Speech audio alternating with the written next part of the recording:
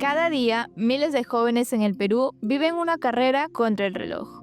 Entre clases, trabajos y responsabilidades, intentan sostener su futuro a costa de su presente. Pero cuando el cansancio se vuelve rutina y el descanso un lujo, ¿qué pasa con su salud? Hoy, en A Contratiempo, exploraremos el estrés que enfrentan miles de jóvenes estudiantes que estudian y trabajan al mismo tiempo. Según datos de RPP, 5 de cada 10 jóvenes estudian y trabajan al mismo tiempo. Y esta cifra no solo demuestra esta doble jornada como una excepción, sino también como una realidad compartida. La mayoría lo hace por necesidad. De acuerdo con la plataforma de trabajo Boomerang en el 2022, el 27% de estudiantes trabaja porque necesita el dinero, el 24% busca experiencia laboral y el 11% busca independencia económica. Pero ese esfuerzo tiene un costo: la falta de tiempo, el cansancio y sobre todo el estrés. Según un informe de la República elaborado por Apunte Educativo en el 2025, los estudiantes que estudian y trabajan al mismo tiempo presentan altos niveles de fatiga, síntomas de ansiedad y dificultad para concentrarse. En medio de la rutina, las clases y las responsabilidades que se acumulan sin darnos cuenta, muchas veces el cuerpo y la mente comienzan a pasar factura. Para comprender cómo este ritmo constante puede transformarse en estrés, escuchamos la mirada de Daniela Paco, psicóloga egresada de la Universidad Autónoma de Perú y fundadora de Serena, un espacio que promueve el equilibrio emocional y la conexión con uno mismo. Desde su experiencia acompañando a personas en proceso de autoconocimiento y bienestar, Daniela reflexiona sobre lo que ocurre cuando intentamos cumplir con todo y nos olvidamos de nosotros mismos. Bienvenida, doctora Paco. Muchas gracias por darnos de su espacio y tiempo para poder hablar de esta problemática. Y bueno, primero queríamos saber qué opina usted desde su experiencia, que sería el mayor impacto en la vida de estos jóvenes estudiantes trabajadores. Muy buenos días, Sauna. Muy buenos días a tu audiencia también. Muchas gracias por haberme invitado el día de hoy. Bueno, respondiendo a tu pregunta, vendría a ser el principal impacto el agotamiento mental. ¿Y qué vendría a ser el agotamiento mental? Vendría a ser todo este estrés acumulativo que tiene el estudiante al poder desplazarse en dos ambientes o más. Porque hay que recordar que en el ámbito personal no solo es la universidad o su centro de estudios o su trabajo, sino puede ser la pareja, puede ser los amigos, puede ser la familia. Y claro está que no solo existe un tipo de estrés en el ambiente estudiantil, sino en los otros ambientes en los que se desarrolla. A la larga, todo esto genera, más allá de este agotamiento, un tipo de estrés crónico. Es decir, hay diferentes tipos de estrés: estrés leve, moderado y crónico. Y este crónico, mientras más va avanzando, tiende a convertirse en una enfermedad o en un síndrome. Una enfermedad de tipo física, de tipo médica, y un síndrome ya más que todo de índole psicológica. ¿Cuáles serían las consecuencias en nuestra salud física? Las principales consecuencias vendría a ser la denominada somatización. Y la somatización vendría a ser todos estos síntomas, o en todo caso esta sensación que tiene el ser humano al poder estar bajo toda esta tensión. Por ejemplo, ya sea una sudoración, ya sea también que todo el cuerpo se le acalambre, que probablemente tal vez ustedes habrán escuchado que puede que cuando una persona tiene estrés a niveles crónicos, una parte de la cara puede llegar a darle un parálisis. O tal vez en algún momento les ha pasado que el ojo les palpita. Entonces todo esto es denominado como una somatización dentro del marco psicológico. Y esto, más allá, digamos, si ustedes me preguntaran cuál vendría a ser entonces lo más alto que podría pasarle a una persona, es que pueda desarrollar un cáncer. Y es algo que no muchos conocemos, porque si hablamos de una somatización y que la persona esté con bastante tensión, y claro está que no solo en el trabajo, en el estudio, sino en otros ámbitos más, puede llegar a resurgir diferentes tipos de células, y eso ya se debe mucho también a lo genético que pueda tener o también a los hábitos de las personas. Y como sabemos, estos hábitos personales muchas veces tienden a estar descuidados. Justamente conversando con otros compañeros que hemos entrevistado, nos decían que dentro de sus hábitos está que no están durmiendo bien. De hecho, ya no duermen 8 horas como es lo recomendado, sino que están durmiendo 4 horas o menos. Incluso algunos se olvidan de comer. Y de hecho la neurociencia ha señalado que trabajar más de 20 horas semanales afecta el rendimiento académico y la salud mental de los estudiantes. ¿Qué tanto influye esta falta de descanso en el deterioro mental y físico también? Ya. Esta falta de descanso, como tú mencionas, también viene mucho de estos hábitos que ha ido descuidando la persona. Entonces, es uno por un factor personal, pero también es uno social, porque si hablamos así de manera realista, acá en el país, que específicamente en Perú, es bastante aplaudido que los estudiantes se queden, valga la redundancia, estudiando hasta altas horas de la noche. Y igualmente en el trabajo, los jefes te felicitan porque haces horas extra.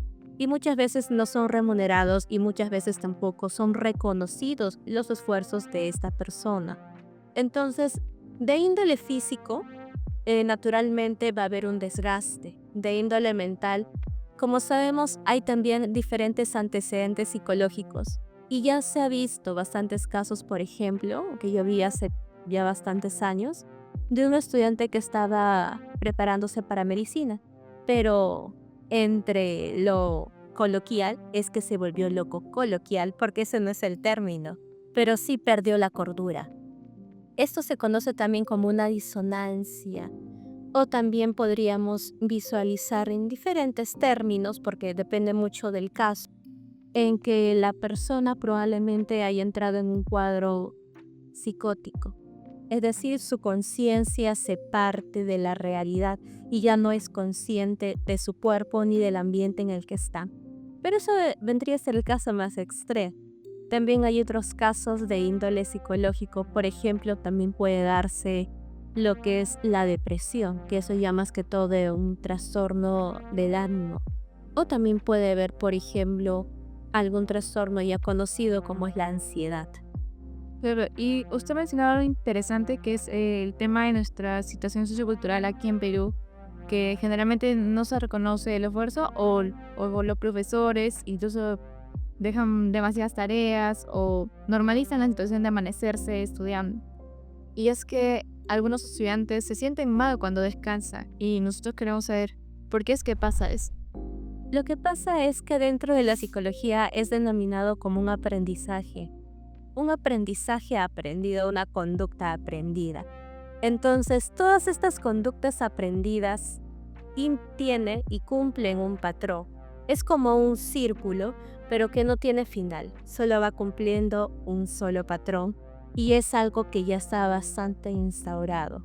Entonces, lo que se podría hacer ahí primero es que de por sí el ser humano y en todo caso el grupo de estudiantes al que va dirigido pueda ser consciente de cómo se está sintiendo actualmente y qué es lo que va a hacer al respecto.